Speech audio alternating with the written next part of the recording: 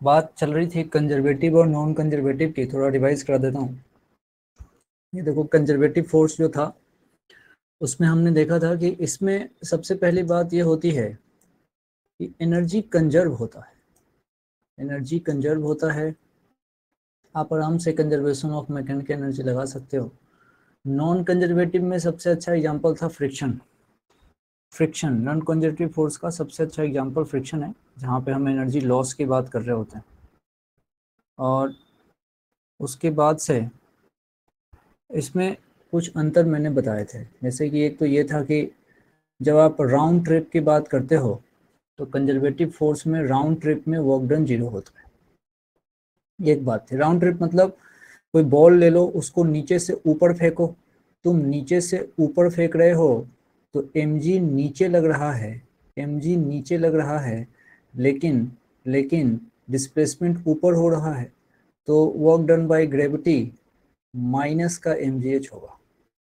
लेकिन जब ऊपर से नीचे आएगा तो mg भी नीचे और डिस्प्लेसमेंट भी नीचे, तो work done by gravity plus का mgh होगा। दोनों को जोड़ोगे तो नेट वर्क डन 0 होगा। और लेकिन फ्रिक्शन के साथ ऐसा नहीं है, तुम बॉडी को जिधर भी चलाओ फ्रिक्शन हमेशा उसको अपोज करेगा, हमेशा निगेटिव वर्क डन हो रहा है। अब आगे जाओ या पीछे जाओ, वर्क डन तो निगेटिव ही होना है, तो दो निगेटिव जोड़ के कभी 0 नहीं हो सकते। तो राउंड ट्रिप में वर्क डन 0 नहीं होता है अगर हम नॉन कंजर्वेटिव फोर्स की बात करें। एक ये रिवर्सिबल की बात थी। रिवर्सिबल का मतलब होता है कि आप काइनेटिक को पोटेंशियल में और पूरी तरीके से उस पोटेंशियल को वापस काइनेटिक में पा सकते हैं। लेकिन नॉन कंजर्वेटिव में ऐसा होता ही नहीं, एनर्जी लॉस हो जाती है, तो इस तरीके का पूरा कन्वर्जन पॉसिबल नहीं है। उसके बाद से एक ये कि किसी दो पॉइंट के बीच अगर वर्क डन निकालना हो, किसी भी रास्ते से जाओ, कोई भी तरीका अपना लो, अगर वो वर्क डन सेम है, इसका मतलब फोर्स जो इन्वॉल्व हुए थे उस वर्क को करने के लिए वो कंजर्वेटिव थे। एग्जाम्पल में हमने spring force, electrostatic force, gravitational force, ऐसे सारे फोर्स देखे थे। नॉन कंजर्वेटिव का सबसे अच्छा एग्जाम्पल है फ्रिक्शन और उससे मिलते जुलते लोग, जैसे एयर ड्रैग हो गया, विस्कस हो गया। विस्कस भी फ्रिक्शन ही है, फ्लूइड फ्रिक्शन को विस्कस बोलते हैं। अब कंजर्वेटिव नॉन कंजर्वेटिव के बाद एक फोर्स आता है जिसको बोलते हैं सेंट्रल फोर्स। ये जो सेंट्रल फोर्स है, एक तो इसका नाम थोड़ा कंफ्यूजिंग है। इसका नाम है सेंट्रल फोर्स, लेकिन इसका मतलब ये बिल्कुल भी नहीं है कि सेंटर की तरफ लगेगा। इसका नाम है सेंट्रल फोर्स, इसके पीछे पर्पस क्या है अभी डायग्राम से इसको समझाता हूँ। सेंट्रल फोर्स की कहानी। सेंट्रल फोर्स जैसे अगर तुमने यहाँ पे एक चार्ज लिया, सपोज करो Q, एक चार्ज यहाँ पे भी ले लिया माना Q, सपोज करिए ये हमने प्लस Q लिया है और ये माइनस Q लिया है। अब ये दोनों एक दूसरे को अट्रैक्ट करेंगे, ये इसको इधर अट्रैक्ट करेगा और ये इसको अपनी तरफ अट्रैक्ट करेगा, ये दोनों में अट्रैक्शन होगा मान लिया। उसी तरीके से अगर मैं दो मास लूंगा, एक मास हमने यहाँ पे ले लिया मान लो m1, इसको भी q1 q2 कर लो, एक मास ले लिया m1 और एक मास ले लिया m2। अब ये मास है तो दोनों मास एक दूसरे को अट्रैक्ट करेंगे, ये इसको इधर अट्रैक्ट करेगा और ये इसको इधर अट्रैक्ट करेगा। ठीक है भाई, कोई प्रॉब्लम नहीं। अच्छा, एक और देखो, अगर ये चार्ज मैंने एक लिया है प्लस का Q1 और दूसरा भी मैं ले लेता हूँ प्लस में ही Q2, अब ये दोनों प्लस है तो ये इसको दूर करेगा और ये इधर इसको दूर करेगा। अच्छा, अब एक अच्छी बात देखो, अगर हम कोई पॉइंट कंसीडर करते हैं, ये रहा वो पॉइंट, तो यहाँ पे अट्रैक्शन फोर्स इस पॉइंट की तरफ लग रहा है। यहाँ पे भी एक पॉइंट अगर मानते हैं तो यहाँ पे रिपल्सन फोर्स इस पॉइंट से दूर लग रहा है, यहाँ पे टुवर्ड्स पॉइंट लग रहा है, ऐसा कह सकते हो। यहाँ पे तुम कह सकते हो कि ये जो फोर्स लगा वो टुवर्ड्स द पॉइंट लगा, और यहाँ पे तुम कह सकते हो कि ये जो फोर्स लगा है अवे फ्रॉम पॉइंट लगा है, अवे फ्रॉम पॉइंट। हाँ, यहाँ भी टुवर्ड्स द पॉइंट लगा है, इस केस में भी। तो ये कुछ ऐसा फोर्स लग रहा है जो किसी पार्टिकुलर पॉइंट की तरफ लग रहा है। पॉइंट की तरफ लगने का मतलब ये है कि हमेशा उसी एक लाइन में ही लगेगा, लाइन ज्वाइनिंग लगेंगे ये फोर्स। ये फोर्स जब भी लगेंगे लाइन ज्वाइनिंग लगेंगे। किसी ने अगर मान लो एक लाइन खींची इनके बीच, तो हमेशा ये फोर्स जो है इसी लाइन पे लगेंगे, इसी लाइन पे लगेंगे, उल्टे पुल्टे नहीं लगते। उल्टे पुल्टे का मतलब अगर कोई चार्ज यहाँ Q1 है और दूसरा चार्ज तुमने यहाँ Q2 लगा, तो अगर इनके बीच अगर फोर्स लगना होगा मान लो रिपल्सन का भी, तो वो भी एक फिक्स लाइन में ही लगेगा, वो एक फिक्स लाइन में ही लगेगा। ये क्या करेगा, ये इसको रिपेल करेगा, तो चलो एक लाइन में रिपेल, और ये इधर से एक लाइन में ऐसे रिपेल।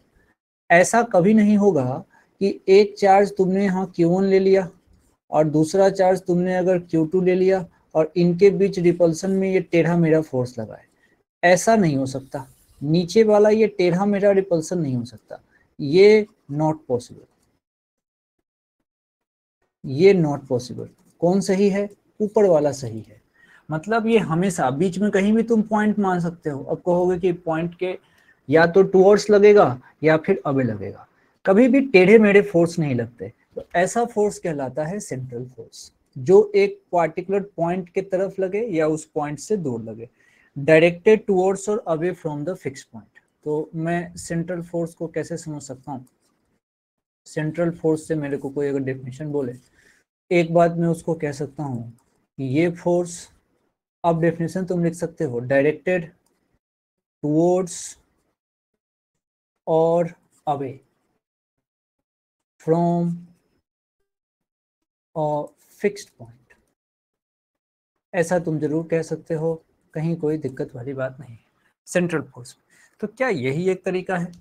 इससे भी बेहतर तरीके हैं इसको समझने के, मैं बताता हूँ डिफ्रेंशिएट कैसे कर पाओगे। सेंट्रल फोर्स को पहचानो, जैसे इलेक्ट्रोस्टैटिक फोर्स हमने लिखा था, तो हमने लिखा था F, हम जानते हैं एक कांस्टेंट मानो K लगा दिया 1/4 पाई एप्सिलॉन नॉट, ये हो गया Q1 Q2, नीचे हो गया R², ये F इलेक्ट्रोस्टैटिक लगा।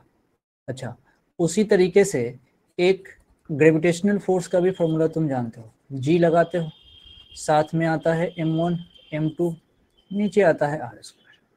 इन दोनों में एक खासियत देखो, इनमें खासियत है नीचे R² है इसके पास, और इसके पास भी नीचे R² है।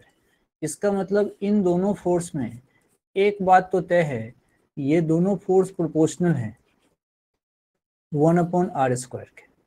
1/R² के प्रोपोर्शनल होने का मतलब ये है कि ये इनवर्स स्क्वायर रूल को फॉलो कर रहे हैं, इनवर्स स्क्वायर रूल इसको फॉलो कर रहे हैं। जो फोर्स इनवर्स स्क्वायर रूल को फॉलो करे उस फोर्स को हम कहते हैं सेंट्रल फोर्स, सेंट्रल फोर्स। और ये एक सबसे सटीक तरीका है सेंट्रल फोर्स को पहचानने का, कि जो फोर्स इनवर्स स्क्वायर रूल को फॉलो करे वो सेंट्रल फोर्स है, जो फोर्स इनवर्स स्क्वायर रूल को फॉलो करे वो सेंट्रल फोर्स है। ठीक है, और एक अभी जो कहानी हुई है, अभी तक हमने क्या देखा था? अभी तक हमने देखा है, एक तो हमने देखा है कंजर्वेटिव फोर्स, कंजर्वेटिव और नॉन कंजर्वेटिव, लेकिन कभी कभी कंफ्यूजन हो जाता है कंजर्वेटिव में और सेंट्रल में। कंजर्वेटिव फोर्स में हमने क्या देखा था? उसमें हमने देखा था इलेक्ट्रोस्टैटिक फोर्स, तुमने वहां पे देखा था इलेक्ट्रोस्टैटिक फोर्स, इसका एग्जांपल था। दूसरा तुम कह सकते हो वहां ग्रेविटेशनल फोर्स, तुम दूसरा एग्जांपल ग्रेविटेशनल फोर्स दे सकते हो। तीसरा एग्जांपल माना तुमने कहा स्प्रिंग फोर्स, स्प्रिंग फोर्स। ये स्प्रिंग फोर्स बहुत खास है, ये स्प्रिंग फोर्स बहुत खास है। कैसे खास है इसको पहचानो। ये स्प्रिंग फोर्स, अब देखना यहाँ पे लिख रहा हूं मैं, ये कंजर्वेटिव फोर्स में अगर तुम चाहो तो इस इलेक्ट्रोस्टैटिक फोर्स को ले सकते हो, ग्रेविटेशनल फोर्स को भी ले सकते हो, क्योंकि इन दोनों में इनवर्स स्क्वायर रूल फॉलो होता है, 1/R² होता है। लेकिन ये स्प्रिंग फोर्स कंजर्वेटिव तो है लेकिन ये सेंट्रल नहीं है, सेंट्रल नहीं है। क्यों? क्योंकि यहाँ पे इस स्प्रिंग फोर्स को लिखना हो तो F इक्वल्स टू माइनस का kx लिखा जाता है। ये इनवर्स स्क्वायर रूल को फॉलो नहीं करता, इसीलिए स्प्रिंग फोर्स कंजर्वेटिव तो है, सेंट्रल नहीं है। कंजर्वेटिव तो है लेकिन ये सेंट्रल नहीं है। अब जरा देखो, अब जरा ध्यान से देखना, जितने भी सेंट्रल हैं, कौन कौन था सेंट्रल? इलेक्ट्रोस्टैटिक था, ग्रेविटेशनल था। जितने भी सेंट्रल के हिस्से में आ रहे हैं वो सब के सब कंजर्वेटिव हैं, लेकिन कंजर्वेटिव के हिस्से में जितने आ रहे हैं वो सारे सेंट्रल नहीं हैं, क्योंकि कंजर्वेटिव के हिस्से में तो स्प्रिंग भी आया। स्प्रिंग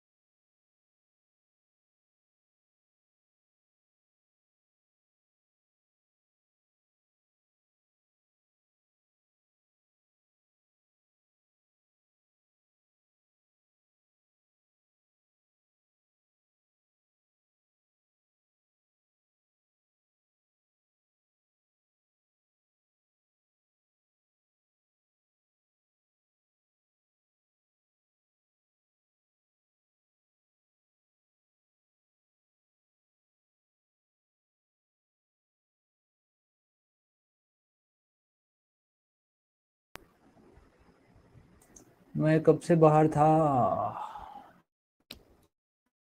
बताओ, गड़बड़ हो गया क्या? कितने देर से बाहर हूँ? कंजर्वेटिव और सेंट्रल का डिफरेंस समझ में आ गया था? या तब से बाहर हूँ मैं? नेटवर्क इशू हो गया होगा कुछ।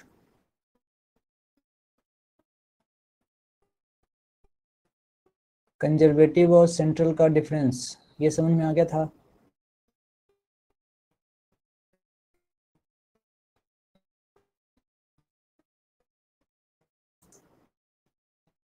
सर वही समझा रहे थे तो निकल गए। सही बोल रहे हैं, यही समझा रहा था तो मैं निकल गया। देखिए ये पता नहीं क्या हो गया था अचानक से। ये मैं कह रहा था कि कंजर्वेटिव फोर्स के एग्जांपल देखो, इलेक्ट्रोस्टैटिक फोर्स भी है, ग्रेविटेशनल फोर्स भी है और स्प्रिंग फोर्स भी है, इसमें तीनों है। अच्छा, अब उसके बाद से जब तीनों हैं तो लेकिन सेंट्रल के हिस्से में सिर्फ दो आ रहे हैं, इलेक्ट्रोस्टैटिक और ग्रेविटेशनल। स्प्रिंग तो आ ही नहीं रहा। मतलब सेंट्रल के हिस्से में जो आया है वो तो कंजर्वेटिव के हिस्से में भी गया है, लेकिन कंजर्वेटिव के हिस्से जितने आए वो सारे सेंट्रल हों ये कोई ज़रूरी नहीं है। जैसे फॉर एग्जांपल जितने भी पंजाबी हैं वो सब इंडियन होंगे ही होंगे, लेकिन जितने इंडियंस हैं वो पंजाबी हो ये कोई ज़रूरी नहीं है। जितने भी सेंट्रल हैं वो कंजर्वेटिव होंगे, लेकिन जितने कंजर्वेटिव हैं वो सेंट्रल हो वो कोई ज़रूरी नहीं। ये बात समझिएगा, यही लिखा है यहाँ पे अंग्रेजी में, ये लिखा है यहाँ पे अंग्रेजी में। आगे बढ़ें।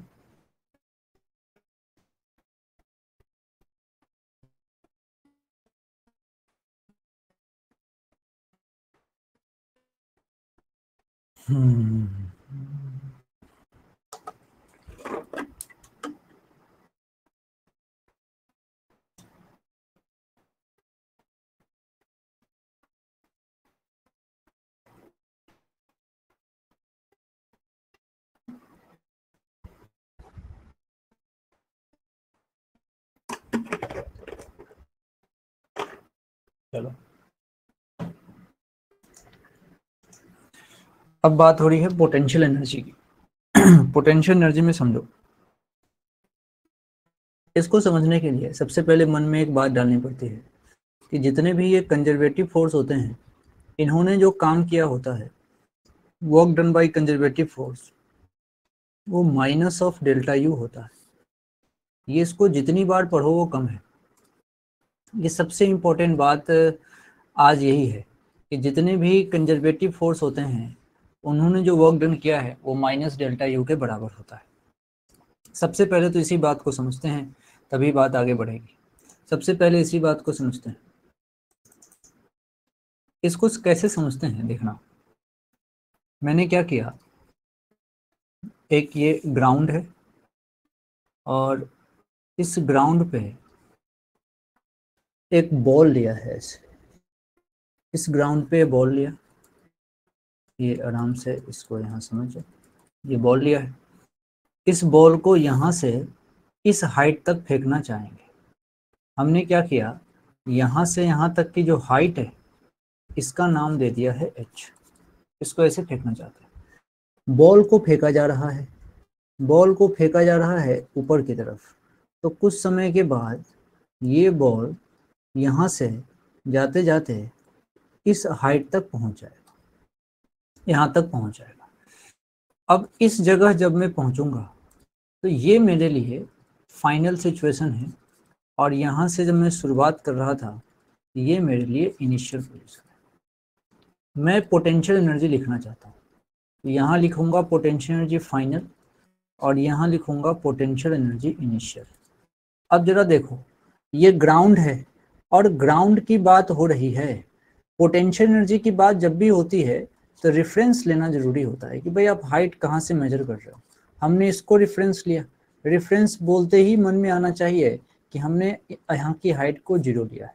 जैसी हाइट 0 लोगे, पोटेंशियल एनर्जी की बात करोगे तो वो हो जाएगा mgh, h 0 है तो पोटेंशियल एनर्जी 0, इसमें मुझे कोई दिक्कत नहीं। मेरे से जब यहाँ का पोटेंशियल एनर्जी फाइनल पूछा जाएगा तो मुझे क्लियर दिख रहा है कि mg और इस हिस्से की हाइट h है। अच्छा, अब जरा सोचना, तुमसे अगर इतनी बात तुम अगर नहीं भी सोचते कोई तुमसे पूछता, यहाँ पे देखना, दूसरे स्टाइल से इसको समझना जो मैं कहना चाह रहा हूँ।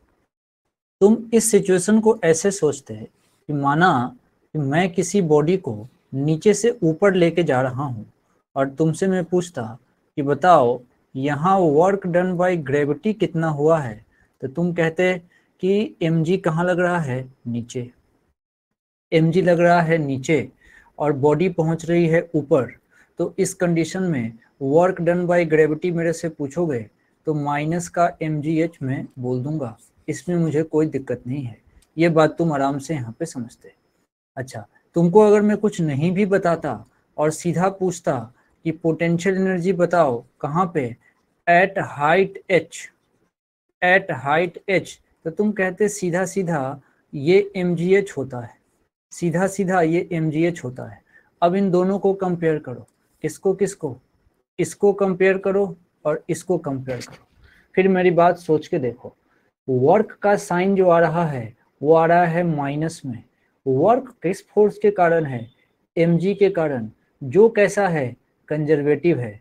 यानी कि कंजर्वेटिव फोर्स के कारण जो वर्क डन आता है और पोटेंशियल एनर्जी जो उस हाइट की लिखी गई है, दोनों में बस साइन का अंतर है।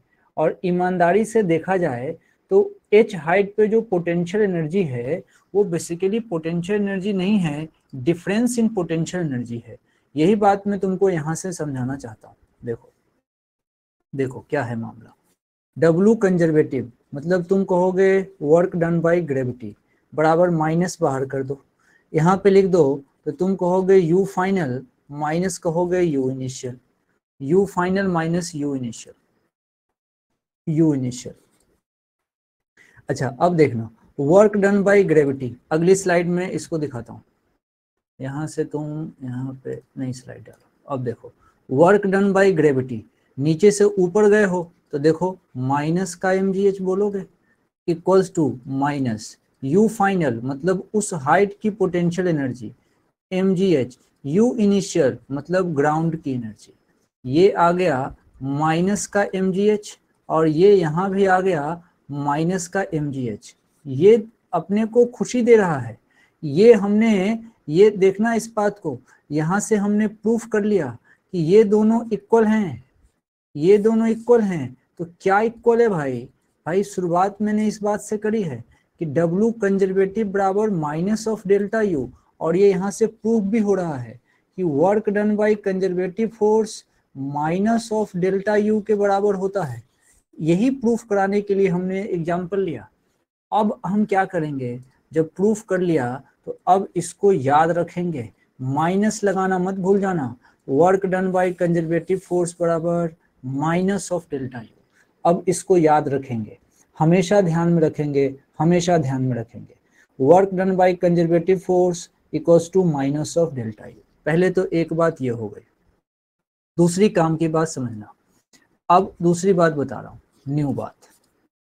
ये जो पोटेंशियल एनर्जी की बात होती है, पोटेंशियल एनर्जी का ये जो कॉन्सेप्ट होता है, किसी ने ऐसा वर्ड बोल दिया पोटेंशियल एनर्जी, ये वैलिड ही तभी है जब तुम कंजर्वेटिव फोर्स फील्ड की बात करो। जब तुम बात करते हो कंजर्वेटिव फोर्स फील्ड, इसके अलावा ये नॉन कंजर्वेटिव में पोटेंशियल एनर्जी का एग्जिस्टेंस ही नहीं होता। जैसे किसी ने कह दिया नॉन कंजर्वेटिव,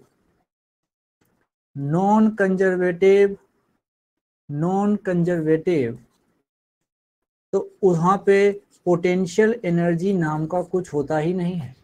सिर्फ और सिर्फ कंजर्वेटिव फोर्स फील्ड की बात होगी तभी पोटेंशियल एनर्जी का नाम होगा। जैसे तुमने कभी आज तक नहीं सुना होगा फ्रिक्शनल पोटेंशियल एनर्जी, ऐसा कोई टर्म नहीं होता ना।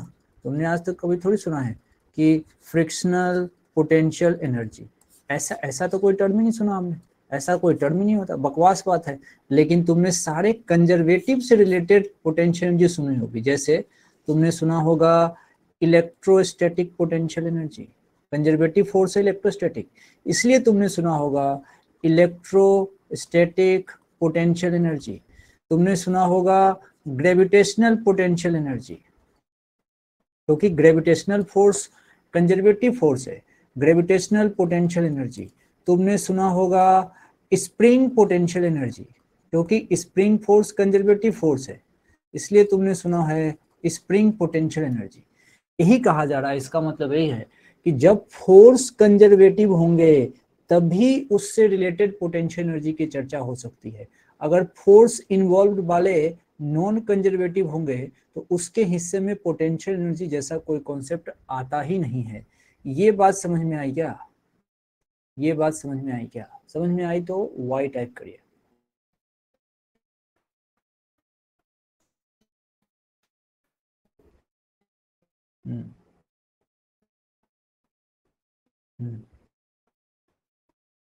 कंसेप्चुअल बात है, इसको सुनना पड़ेगा।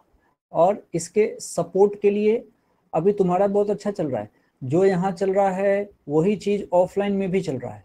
तो कभी आप इस लेक्चर को देख सकते हो, ऑफलाइन वाला भी देख सकते हो, ताकि विजिबिलिटी का जहाँ से होगा, जहाँ पे कुछ चीज तुमको लगे कि एक बार समय है। अभी तुम्हारे पास क्या समय है? कब तक समय है तुम्हारे पास? तुम्हारे पास दिवाली तक बहुत बढ़िया समय है। दिवाली तक खूब पढ़ाई कर लो, उसके बाद से जब पूरी दुनिया अभी पढ़ाई के लिए लगेगी तब तुम रिलैक्स रहोगे, फिर तुम्हारा रिवीजन चलेगा।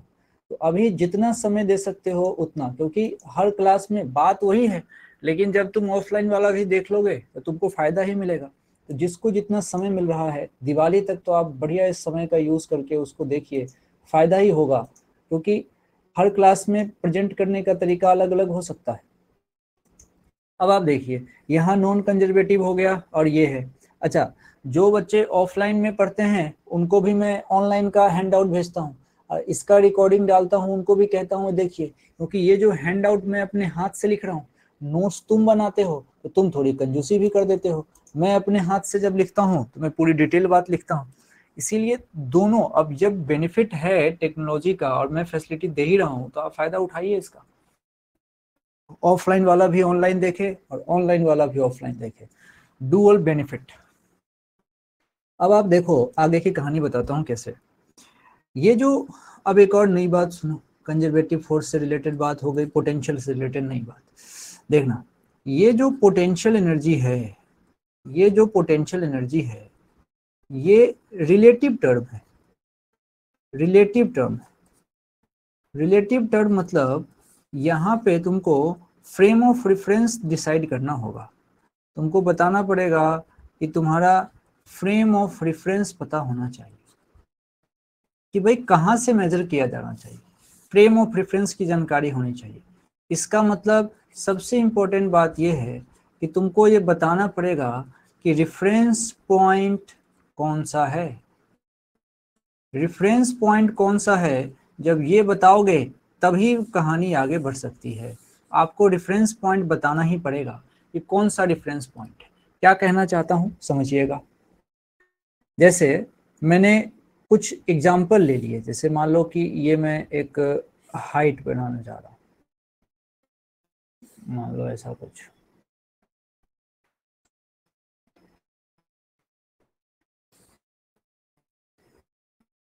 और एक ब्लॉक को एक बार यहाँ रख दिया, एक बार यहाँ रख दिया, एक बार यहाँ रख दिया। अब क्या है, थोड़ी सी हाइट की बात कर लेते हैं। तो माना कि ये जो है यहाँ से ये h हाइट ऊपर है और यही मैं एक रेफरेंस मान लेता हूँ। ये मैंने इसको रेफरेंस मान लिया, ध्यान से देखते रहना। जब इसको रेफरेंस मान लिया, ठीक है, अब मैं यहाँ लिख देता हूँ ये हमारा रेफरेंस है। रेफरेंस बोलते ही यहाँ की हाइट 0 है। अब मैं क्या करता हूँ, इसके नीचे की जो ये हाइट है इसको भी मैं h मान लेता हूँ, और जो ब्लॉक अंदर है उसका मास m है। ब्लॉक जो अंदर है इसका मास m है। अब रेफरेंस मानते ही तुम समझ जाओगे कि अच्छा यहाँ पे हाइट मुझे लेनी है 0। तो अब जरा एक एक करके पोटेंशियल एनर्जी अगर लिखने की बात हो तो हम आराम से कह सकते हैं कि इसके हिस्से की जो पोटेंशियल एनर्जी होगी, चूंकि ये रेफरेंस लेवल पे है, ये है 0, इसका मतलब पोटेंशियल एनर्जी 0 हो सकता है।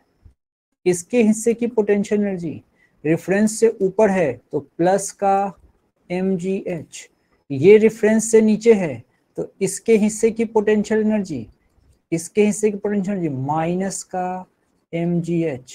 इसका मतलब पोटेंशियल एनर्जी प्लस भी संभव है, पोटेंशियल एनर्जी जीरो भी संभव है, माइनस भी संभव है, सब संभव है। तो यहाँ पे potential energy plus zero minus तीनों पॉसिबल है, निगेटिव पॉजिटिव जीरो तीनों। क्यों? क्योंकि रेफरेंस के लेके डिसीजन होता है, रेफरेंस बोलना जरूरी है। रेफरेंस डिसाइड कर लोगे तभी बात बनेगी, तभी बात बनेगी। एक तो ये छोटी बात है कि जब जब जीवन में पोटेंशियल एनर्जी की बात होगी, मैं तो तुरंत ही मैं सबसे पहले रेफरेंस डिसाइड करूंगा। पता तो चले कि हाइट कहाँ से मेजर करनी है, हाइट कहाँ से मेजर करनी है। मतलब पोटेंशियल एनर्जी किस पे डिपेंड कर रहा है? रेफरेंस फ्रेम में। लेकिन एक सेंटेंस बोलने जा रहा हूँ, ये सेंटेंस बोलने जा रहा हूँ, ये सेंटेंस का मतलब तुमको ढूंढ के लाना है। ये मैं तुमको होमवर्क दे रहा हूँ कि भाई potential energy depends on frame of reference, लेकिन delta PE change in potential energy, change in potential energy reference पर डिपेंड नहीं करता। ये बात जो मैंने बोली है इसका जवाब ढूंढ के लाना है कि change in potential energy reference पे डिपेंड कैसे नहीं करता, जबकि पोटेंशियल एनर्जी तो कर रहा है, पोटेंशियल एनर्जी तो कर रहा है, चेंज इन पोटेंशियल क्यों नहीं कर रहा? ये समझ के आना है।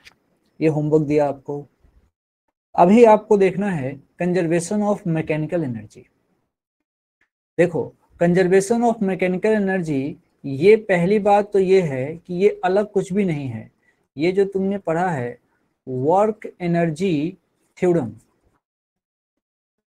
इस वर्क एनर्जी थ्योरम से ये निकल के आता है, वर्क एनर्जी थ्योरम से निकल के आता है, नया कुछ भी नहीं है, वहीं से निकल के आता है।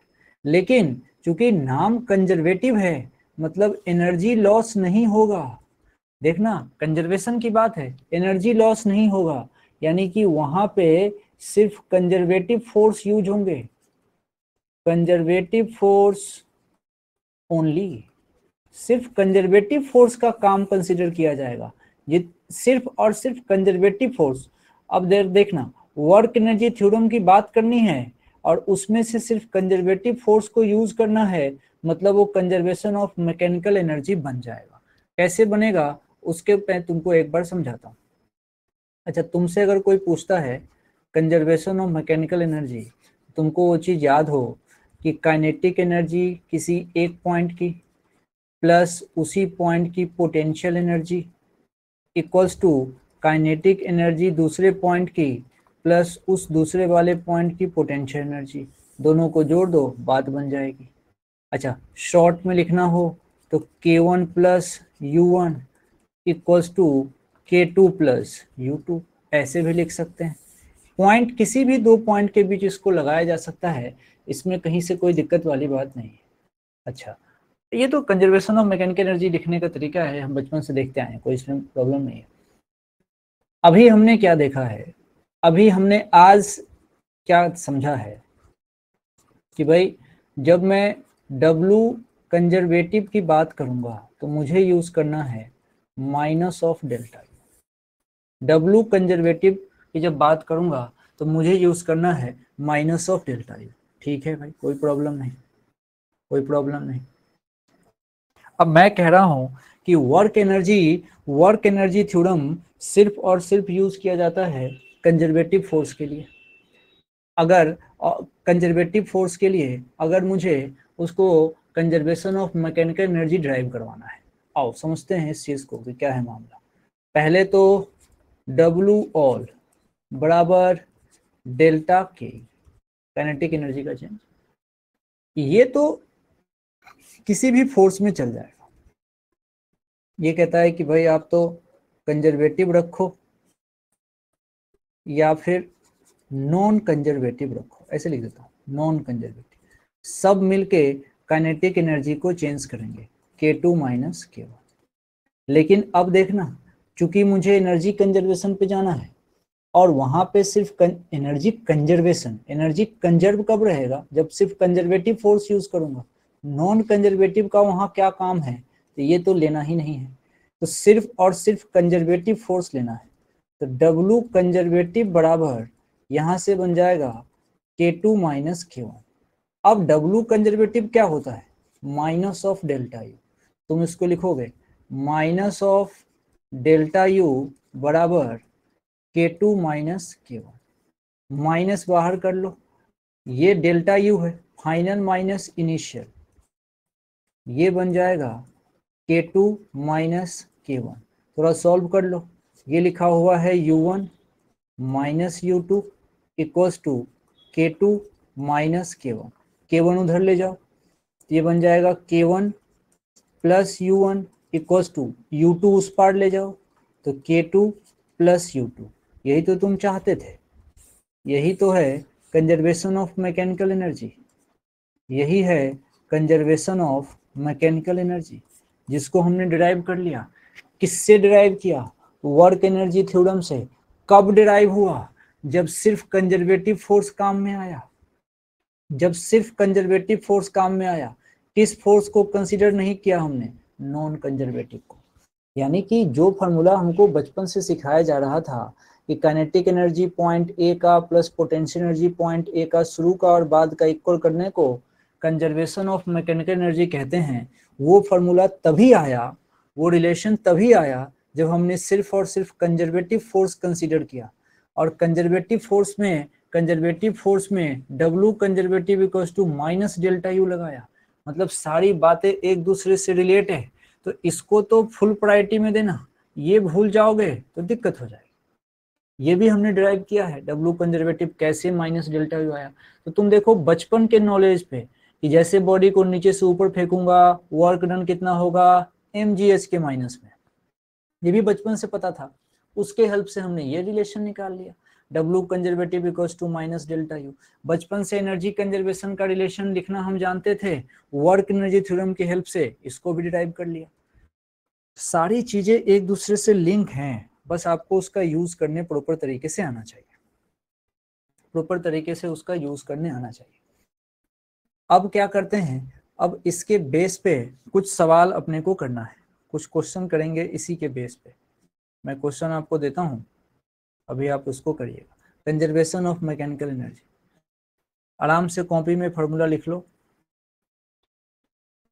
तब जाके जो है बात बनेगी। कंजर्वेशन ऑफ मैकेनिकल एनर्जी का क्वेश्चन निकालता हूं मैं, 1 मिनट रुक जाइए।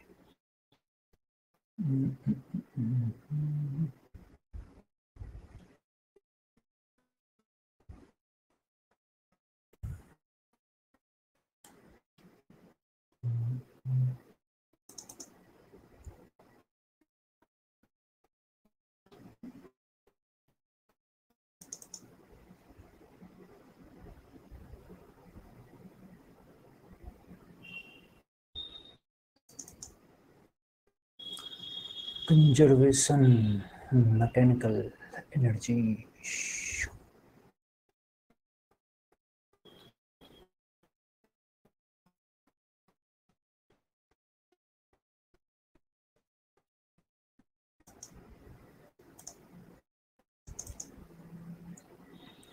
कंजर्वेशन ऑफ मैकेनिकल एनर्जी से सवाल करना आसान रहता है, जल्दी हो जाता है सवाल, लेकिन वर्क एनर्जी थ्योरम से क्वेश्चन कभी फेल नहीं होता।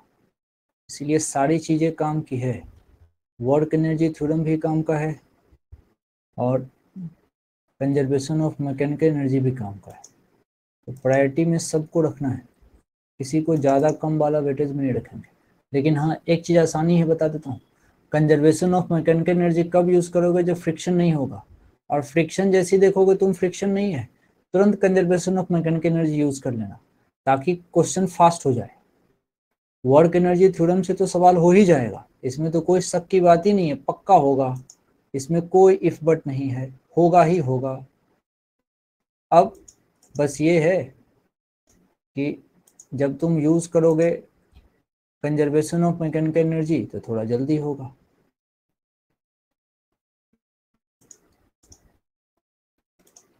एक दो इंफॉर्मेशन डाल देता हूँ, आप पढ़ लीजिएगा।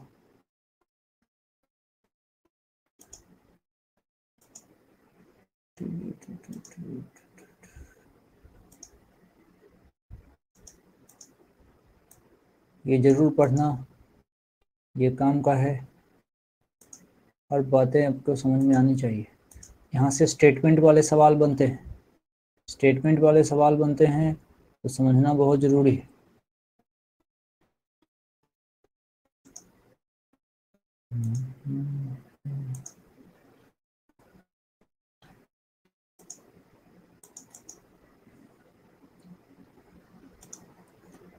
एक ये क्वेश्चन तुमको दे रहा हूँ, इस क्वेश्चन को तुम क्या करना, इसको, इसके डाटा को इग्नोर करना है, इसके डाटा को इग्नोर करिए और इसको एक बार सॉल्व करो वर्क एनर्जी थ्योरम से और एक बार सॉल्व करो कंजर्वेशन ऑफ मैकेनिकल एनर्जी से।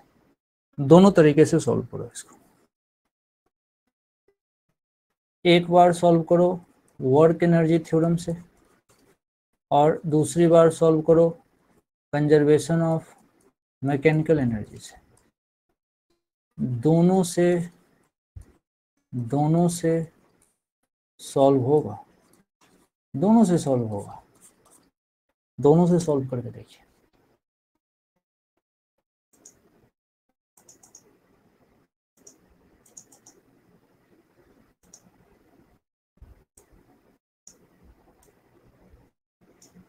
डाटा नहीं रखना है, फिर बात रखनी है बस। क्या है एक बार समझाता हूँ। एक ब्लॉक है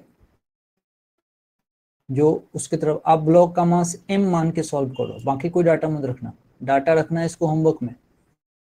अभी सिर्फ ब्लॉक का मास m मान के सॉल्व करो, दोनों मेथड लगाओ, दोनों मेथड लगाओ।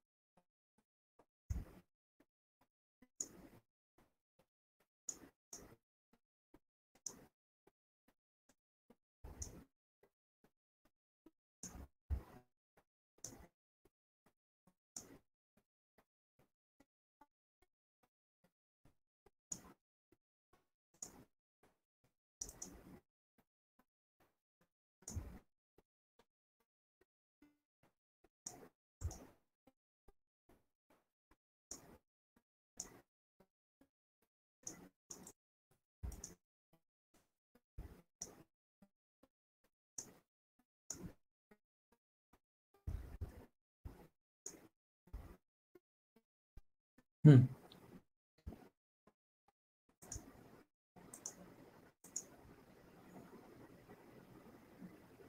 हम्म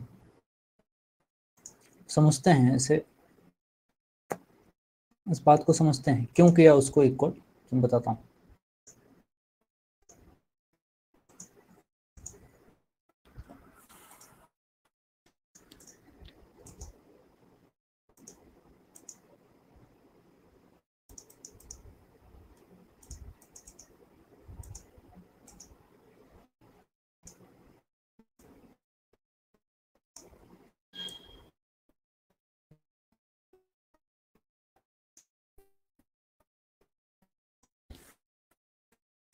सोचो शुरुआत के दिनों में ब्लॉक चल रहा होगा और इस ब्लॉक के पास वेलोसिटी है मानो v। शुरुआत के दिनों में ब्लॉक चल रहा होगा किसी भी वेलोसिटी से, तो इस ब्लॉक के पास है काइनेटिक एनर्जी। इस काइनेटिक एनर्जी को लेके आगे चल रहा है। जैसे ये आगे जाएगा और ये स्प्रिंग के पास पहुंचेगा तो ये इस स्प्रिंग को कंप्रेस करेगा। बात समझना, स्प्रिंग के पास ये ब्लॉक पहुंचेगा और ये ब्लॉक जब स्प्रिंग के पास पहुंचेगा तो ब्लॉक यहाँ आते के साथ इस स्प्रिंग को करेगा कंप्रेस। इस स्प्रिंग को किया जाएगा कंप्रेस करते करते इसको मैक्सिमम कंप्रेस किया जाएगा। मैक्सिमम कंप्रेस होते ही जो ब्लॉक है ये ब्लॉक वापस रेस्ट पे आ जाएगा, स्प्रिंग को पूरा दबा देगा। और इधर से तो दीवार फिक्स है, ये तो टूट सकती नहीं है, तो ये दीवार फिक्स है। ये स्प्रिंग यहाँ से ब्लॉक चलते चलते आएगा और उस स्प्रिंग को दबा के और पूरा का पूरा ये जो ब्लॉक है ये वहाँ जाके रुक जाएगा। ठीक है भाई, अच्छी बात है, बात समझ में आ रही थोड़ी थोड़ी। इसका मतलब क्या लॉजिक है इसमें, जब शुरुआत में काइनेटिक एनर्जी किसके पास थी, सिर्फ ब्लॉक के पास, और स्प्रिंग के को दबाया गया। स्प्रिंग को दबाने का मतलब होता है स्प्रिंग के अंदर स्प्रिंग पोटेंशियल एनर्जी आ गई। स्प्रिंग के अंदर स्प्रिंग पोटेंशियल एनर्जी आ गई। ये स्प्रिंग पोटेंशियल एनर्जी किसके कारण आई थी, तो ये आई थी इस ब्लॉक के काइनेटिक एनर्जी के कारण। बात बहुत आसान है, फिर से सुनना पूरा सेंटेंस। पहले ब्लॉक चल रहा था तो स्प्रिंग को उससे कोई मतलब नहीं था। उसके बाद से ब्लॉक चलता चलता स्प्रिंग से टकराया और स्प्रिंग को बुरी तरीके से दबा दिया। पहले स्प्रिंग अपने नेचुरल लेंथ पे है, पहले के दिनों में स्प्रिंग अपने नेचुरल लेंथ पे है। जब स्प्रिंग अपने नेचुरल लेंथ पे है तो इसको दुनिया से कोई मतलब नहीं है। इस कंडीशन में तुमसे कोई पूछे कि बताओ स्प्रिंग फोर्स कितना है, तुम कहोगे 0, क्योंकि स्प्रिंग तो अपने नेचुरल लेंथ पे है। अब स्प्रिंग कहीं और है, ब्लॉक कहीं और है, तो उसमें स्प्रिंग फोर्स क्यों लगेगा। हाँ, ब्लॉक आके उससे टकराएगा तो जरूर स्प्रिंग फोर्स लगेगा। तो पूरी कहानी ऐसी है, पहले ब्लॉक चल रहा था तो ब्लॉक के पास काइनेटिक एनर्जी थी और वो जाके स्प्रिंग से टकरा के खुद रुक गया। मतलब उसने अपनी पूरी काइनेटिक एनर्जी स्प्रिंग को दबाने में लगा दी। और जब भी स्प्रिंग कंप्रेस होती है उस स्प्रिंग के अंदर स्प्रिंग पोटेंशियल एनर्जी स्टोर होता है और उस स्प्रिंग पोटेंशियल एनर्जी को हम कह सकते हैं हाफ के एक्स मैक्स स्क्वायर। अगर स्प्रिंग शुरुआत में अपने नेचुरल लेंथ पे रहा हो तब। तो अब हम इसको शॉर्ट में अगर हमसे कोई पूछे तो हम ये जरूर कह सकते हैं कंजर्वेशन ऑफ मैकेनिकल एनर्जी लगा सकते हैं डायरेक्टली। हम कह सकते हैं ब्लॉक की जो काइनेटिक एनर्जी है half M V square. Block की जो काइनेटिक एनर्जी है हाफ एम वी स्क्वायर, ये पूरी की पूरी कन्वर्ट हो गई किसमें, स्प्रिंग की पोटेंशियल एनर्जी में। तो हाफ के एक्स मैक्स स्क्वायर में। बस इसको सॉल्व करने से ही आंसर आ जाएगा। तो ये थॉट तो आसान है, ये थॉट आसान है, लेकिन क्या इसी सवाल को WPE से भी किया जा सकता है क्या, WPE से भी किया जा सकता है क्या। तो आंसर है बिल्कुल कर सकते हो। तो कैसे यूज करोगे, तो भाई W ऑल बराबर डेल्टा के ही होता है। सिचुएशन मुझे पता ही है कि यहाँ पे ब्लॉक चलता चलता स्प्रिंग को दबाएगा। ठीक है भाई, W ऑल। अब देखो ब्लॉक ग्राउंड पे रखा है तो mg तो लगेगा ही लगेगा, प्लस ग्राउंड के टच में चल रहा है तो नॉर्मल भी लगेगा, प्लस प्लस स्प्रिंग को दबा देगा। अब यहाँ नहीं कि पहले बात की कहानी, हम तो पूरा वर्क देखते हैं कि इस पूरे प्रोसेस में कितने वर्क होने के चांस है। तो भाई इस तीनों के अलावा कोई वर्क होने का चांस नहीं है। फोटो देख लो, या तो mg लग सकता है, नॉर्मल लग सकता है, और स्प्रिंग दबेगा तो स्प्रिंग फोर्स लगेगा। इसके अलावा तो कोई फोर्स नहीं लग रहा, कोई काम नहीं हो रहा। और यही तीनों मिलके काइनेटिक एनर्जी को चेंज करते। लेकिन बढ़िया बात ये हो गई कि mg जो है, ये mg, इसको पहचानो, ये तो कोई वर्क करेगा ही नहीं। क्यों, क्योंकि mg है परपेंडिकुलर नीचे की तरफ और डिस्प्लेसमेंट कहाँ है, आगे। एंगल कितना बन गया 90। जैसे एंगल 90 बन गया mg के कारण कोई वर्क नहीं। यही हाल नॉर्मल का। नॉर्मल कहाँ लग रहा ऊपर, डिस्प्लेसमेंट कहाँ हो रहा आगे, यहाँ भी यहाँ भी यहाँ भी एंगल 90 है। तो ये बात समझिए, तो ना तो नॉर्मल काम कर पा रहा और ना ही काम कर रहा हमारा कौन mg। तो काम सिर्फ दो कर रहे हैं, एक ही कर रहा कौन स्प्रिंग। कितना कर रहा W स्प्रिंग की वैल्यू किसके बराबर होगी काइनेटिक एनर्जी के। तो इसी से हमारा काम हो जाएगा। तो एक ही रिलेशन आया W स्प्रिंग बराबर चेंज इन काइनेटिक एनर्जी, यहाँ पे यूज कर दो। W स्प्रिंग बराबर change in kinetic energy. W spring अच्छे से अगर मैं लिखता हूँ तो -1/2 के, अब मुझे लिखना है x फाइनल का स्क्वायर माइनस x इनिशियल का स्क्वायर बराबर change in kinetic energy, kinetic energy की final value minus kinetic energy की इनिशियल वैल्यू। मजे से सोचना, -1/2 के x final spring maximum compress हो गया है तो इसी को x मैक्स लिखा जा सकता है, माइनस x इनिशियल शुरुआत में स्प्रिंग अपने नेचुरल लेंथ पे था, उस कंडीशन में x इनिशियल 0 लिया जाता है। क्यों 0 लिया का कारण समझिए, नेचुरल लेंथ पे रहे तो उस समय इनिशियल 0 होता है, क्योंकि नेचुरल लेंथ से ही मेजरमेंट शुरू होता है और मैं जहां खड़ा हूं वो नेचुरल लेंथ ही है, तो इनिशियल कोई मेरा डिस्प्लेसमेंट नहीं है। अच्छा, ये होगा बराबर काइनेटिक एनर्जी फाइनली सिस्टम रुक गया है, स्टॉप हुआ है। कैसे पता चला स्टॉप हुआ है, जब भी क्वेश्चन में सवाल देखो x मैक्स होना मतलब मैक्सिमम कंप्रेशन के समय सिस्टम रुकता है, तो काइनेटिक एनर्जी फाइनली कितनी हो गई 0। अब रही बात इनिशियल तो ब्लॉक चल रहा था, पूरी समझो बात। काइनेटिक एनर्जी होने के चांस किसके हैं, काइनेटिक एनर्जी किसका था, अरे ब्लॉक का था। ब्लॉक और स्प्रिंग सिस्टम की बात चल रही है, तो इनिशियल काइनेटिक एनर्जी तो थी उस ब्लॉक के पास, तो थी ना, कितनी थी 12mv²। बस इसी को इक्वेट करना है, बात बन जाएगी। तो देखो क्या बन गया यहाँ से, ये बन गया तुम्हारा -1/2 के, यहाँ से बन गया x मैक्स का स्क्वायर इक्वल्स टू माइनस का 1/2 mv²। ये माइनस माइनस खत्म हो गया और वही रिलेशन आ गया जो हमारा अभी आया हुआ था एनर्जी कंजर्वेशन से। एनर्जी कंजर्वेशन से भी तो यही आया था कि भैया 12 mv² पूरा का पूरा हाफ के x मैक्स स्क्वायर हो गया है। यहाँ से भी वही बात आई है, लेकिन ये थोड़ी मेहनत से आई है, इसमें स्टेप ज्यादा लगे। लेकिन जरा सोचो, अगर फ्रिक्शन होता तो एक वर्क फ्रिक्शन भी करता, और उस कंडीशन में सवाल सिर्फ और सिर्फ वर्क एनर्जी थ्योरम से ही बनता, WP नहीं, इसको वर्क एनर्जी थ्योरम लिख देते हैं। समझ में आया तो Y टाइप करिए, वर्क एनर्जी थ्योरम WET।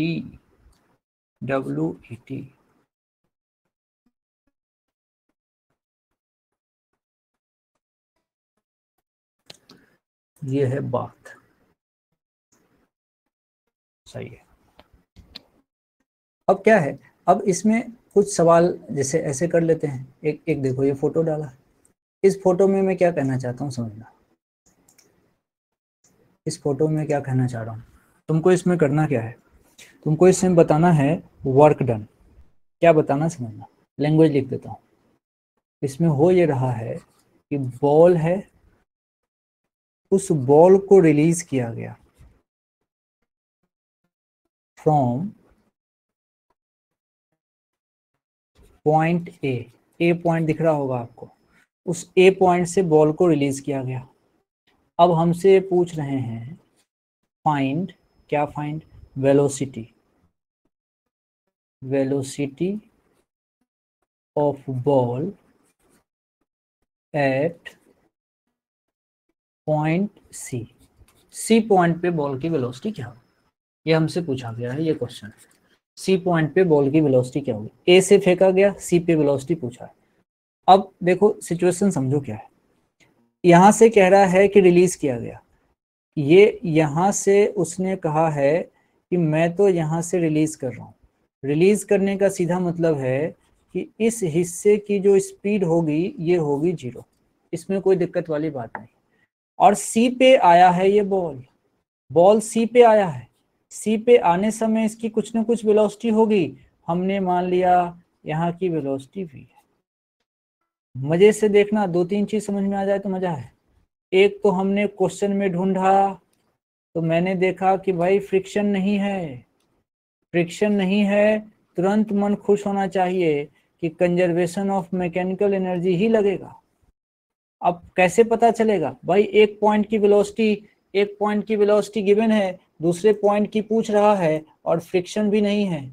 एक पॉइंट की वेलोसिटी गिवन है, दूसरे पॉइंट की पूछ रहा है, कंजर्वेशन ऑफ मैकेनिकल एनर्जी लगेगा क्योंकि फ्रिक्शन नहीं है। तो कंजर्वेशन ऑफ मैकेनिकल एनर्जी किसी भी दो पॉइंट के बीच लगाया जा सकता है। लेकिन एक नियम मैंने कहा था, जीवन में जब भी कंजर्वेशन ऑफ मैकेनिकल एनर्जी लगाओ, रेफरेंस लेना जरूरी है। तो तुमने क्या किया, इस ग्राउंड को ही रेफरेंस ले लिया, यहीं से हाइट मेजर कर ली, तो तुमको पता लगा कि यहाँ से एक हाइट तो 3 मीटर है और एक हाइट 10 मीटर है। अच्छा, अब देखना, कंजर्वेशन ऑफ मैकेनिकल एनर्जी कहाँ लगा रहे हैं, ए एंड सी के बीच, डायरेक्ट लगा सकते हैं किसी भी दो पॉइंट के बीच, ए एंड सी के बीच। तो क्या लिखूंगा, काइनेटिक एनर्जी ए का प्लस पोटेंशियल एनर्जी भी ए का, उसके बाद काइनेटिक एनर्जी सी का प्लस पोटेंशियल एनर्जी भी सी का, ये इक्वल होना चाहिए।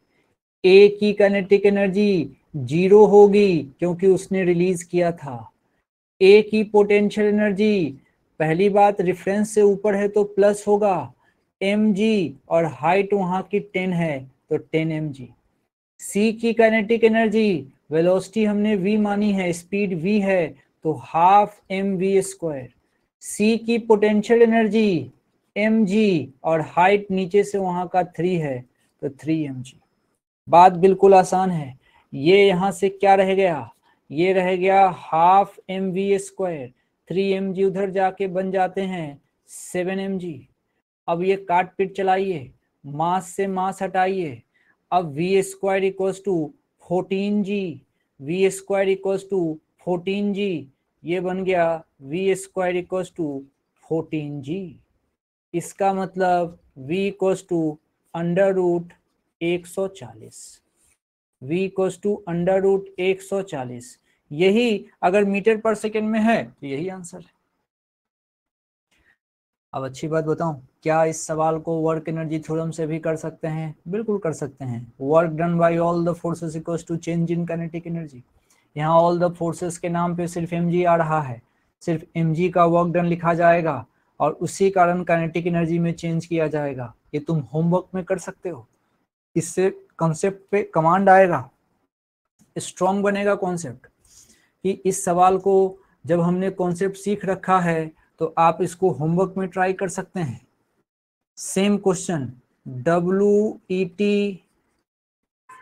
से ट्राई करो। इससे ऐसे नहीं कि 5 मेथड सीखना है अपने, लेकिन जब ट्राई करोगे ना तो थॉट बढ़ेगा, थॉट बढ़ेगा और कॉन्फिडेंस आता है, अरे भाई मेरे पास तो एक WET ऐसा उपाय है कि कभी फेल ही नहीं होता। WET से ट्राई करो। करना तो कंजर्वेशन ऑफ मैकेनिकल एनर्जी से ही है, लेकिन WET इसीलिए रखना है साथ में कि भाई WET अगर हमको आ गया तो हम फंसेंगे नहीं, फ्रिक्शन रिक्शन डाले कैसा भी कॉम्प्लेक्स सिचुएशन आ जाए नहीं फंसेंगे।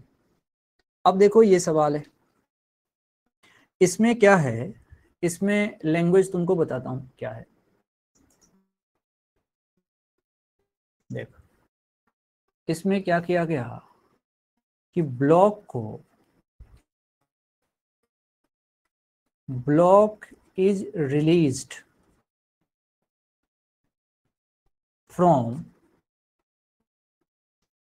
Point A, block is released from point A. सही बात है, रिलीज किया पॉइंट है। हमसे पूछा है find speed at point B. A से रिलीज कर रहा हूं और बी पे स्पीड बताइए, ये हमसे ऐसा पूछना है। ए से रिलीज कर रहा हूं, बी पे स्पीड बताइए। सबसे पहला नियम, एक पॉइंट की वेलोसिटी दे रखी है, दूसरे की वेलोसिटी पूछी है, तो मैं क्या सोच सकता हूं। मैं तुमको एक थॉट बताता हूं, कैसे ध्यान रखोगे, कैसे ध्यान रखोगे, देखना देखना ध्यान से जो मैं लिख रहा हूं। सोच कैसे डेवलप होगी, सोच कैसे डेवलप होगी। अभी अनामिका ने कहा था कि मैंने तो सर बराबर कर दिया। भाई मैंने बराबर कर दिया सर, मैं काइनेटिक एनर्जी को स्प्रिंग फोर्स के इक्वल कर दी। भाई कर तो दी, कोई प्रॉब्लम नहीं है, सही भी किया, लेकिन पता तो चलना चाहिए क्यों किया। किसी को गाली भी दे दी तो रीजन तो पता होना चाहिए ना, क्यों दी। ऐसी दे दी, बैठ रहे हैं अभी, ठीक है भाई रात हो रहा है, बैठे बैठे बोर हो रहे, चलो ऐसा कर देते हैं, किसी को गाली, फोन किया किसी को गाली दे दिया, ऐसे नहीं कर सकते। रीजन पता होना चाहिए, नहीं तो कभी कभी फंस जाओगे बहुत बुरी तरीके से, जब तुमको रीजन ही पता नहीं रहे कि हमने क्यों किया। अब देखना सोच कैसे डेवलप होगी, सोच कैसे डेवलप होगी। सबसे पहले तो एक है सजेशन, कभी भी अपने दोस्तों से कोई सवाल नहीं पूछे, दोस्तों से कभी सवाल मत पूछो, सिर्फ अपने से करो, और जो प्रॉब्लम होती है वो मेरे से पूछो, और अपने नोट्स पे भरोसा रखो। अपना जो नोट्स होता है उसमें कोई इफ बट नहीं रहता, इसीलिए अपने नोट्स पे भरोसा रखिए। कोई भी सवाल अगर कहीं आप देखिए और अपने नोट्स में नहीं है तो वो क्वेश्चन मेरे तक पहुंचाओ कि ये वाले इस टाइप के सवाल हमने नहीं किए हैं, मेरे से एक बार मेरे नोटिस में डाल दो। मान लो मेरे नोटिस में आ गया और मुझे तो पता ही है ये नहीं किए हैं, लेकिन पार्टिकुलर टेस्ट में आने वाला है या प्रैक्टिस सेशन में आने वाला है या कैसा रहेगा, मुझे पता है आगे कब आने वाला है। अगर कोई ऐसा सवाल आ गया जो नहीं आने वाला है और मुझे मिल गया तो उसको इंक्लूड भी करूंगा।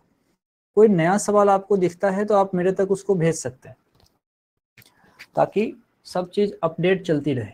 बहुत सारे क्वेश्चन क्लास में कराना संभव ही नहीं है ना, क्वेश्चन के तो करोड़ों टाइप हो सकते हैं, तुम बैठ के निकालने लगो तो।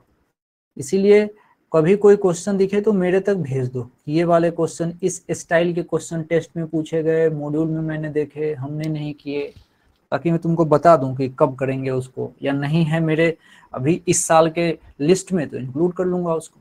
चलो सोच क्या होनी चाहिए, सबसे पहली बात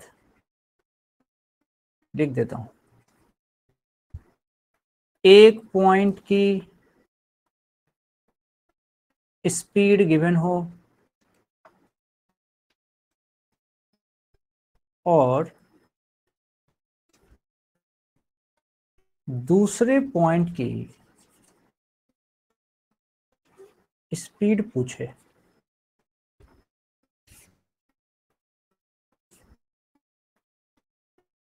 तो दो ऑप्शन है, एक तो है वर्क एनर्जी थ्योरम और एक है कंजर्वेशन ऑफ मैकेनिकल एनर्जी, इससे आंसर आएगा। लेकिन कंजर्वेशन ऑफ मैकेनिकल एनर्जी कब लगाना, जब फ्रिक्शन नहीं हो,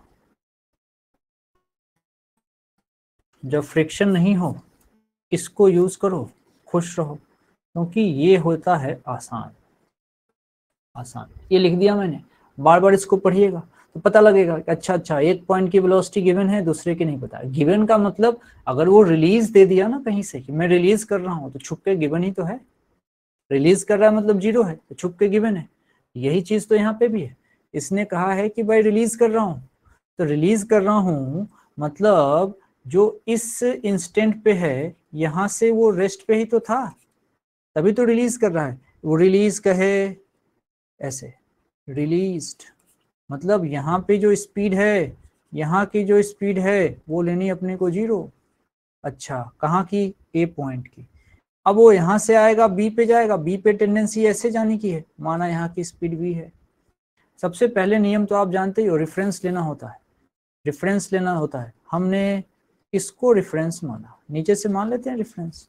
रेफरेंस मानते ही यहाँ की जो हाइट है ये जीरो हो जाती है। अब मजे से लिख सकते हो तुम, किस किस पॉइंट के लिए, ए पॉइंट के लिए लिख लो और बी पॉइंट के लिए लिख लो। कैसे लिखोगे एनर्जी कंजर्वेशन, तो कहोगे काइनेटिक एनर्जी ए पॉइंट की plus potential energy A point की बराबर काइनेटिक एनर्जी बी पॉइंट की plus potential energy B point की। हो गया, खेल खत्म। ए पॉइंट की काइनेटिक एनर्जी 0 क्योंकि रिलीज किया है, ए की potential energy M G H, M G H कितना 3 मीटर इक्वल्स टू बी की काइनेटिक एनर्जी हाफ एम, वहां की वेलोसिटी हमने ये v मान लो एज्यूम कर लिया, तो half M V square plus potential energy लिख रहा हूँ बी पॉइंट का, तो पोटेंशियल एनर्जी बी पॉइंट का ये लिख देता हूँ येलो कलर से, ये हो जाएगा एम जी, अब एच नहीं 1। हो गया आंसर, यहीं से आ गया आंसर। तो क्या बन गया ये, क्या बन गया ये बन गया 3mg equals to half M V square plus M G. बस खेल खत्म, ऐसे आप मजे में कर सकते हैं। तो इस तरीके से सवाल आसानी से हो जाएगा। अब इसको सॉल्व कर लो, कुछ काट पीट लो। देखो मास से मास खत्म, अब यहाँ से 3g और ये g क्या बन गए 2g, और नीचे से v स्क्वायर और 2g ये 4g, यानी कि v आ गया अंडर रूट कितना, तो 40, v आ गया अंडर रूट 40। यही हमारा आंसर। आसानी से होगा काम, बस आपको यूज करने आना चाहिए। अब जैसे ये सवाल है, ये सवाल है, इस सवाल का कॉन्सेप्ट समझो क्या है। इसमें कह रहा है, इस क्वेश्चन को समझना क्या कह रहा है। कह रहा है पार्टिकल इज रिलीज्ड कहां से, तो फ्रॉम पॉइंट ए पॉइंट से पार्टिकल को रिलीज किया। अब हमसे पूछा है फाइंड स्पीड कहां पे, तो एट पॉइंट बी। एक ही तरह का सवाल लिया है ताकि बार बार यूज करने से पता लगता है कि हाँ इस तरीके से सोच सकते हैं। शेप अलग है, कॉन्सेप्ट वही है। अब देखो इसमें क्या कहानी, इसमें क्या कहानी है। इसके लिए मुझे थोड़ा सा बेसिक पता होना चाहिए कि अच्छा ये सिचुएशन है, ये यहाँ पे बॉडी रही होगी, ये यहाँ पे बॉडी रही होगी, मान लिया ओके डन। इसको मैंने यहाँ भेज दिया होगा, अगर यहाँ भेज दिया होगा तो थोड़ा हाइट का अंतर आ जाता है। झूला झूल रहे हैं, पहले नीचे थे तो किस लेवल पे थे, इस लेवल पे थे।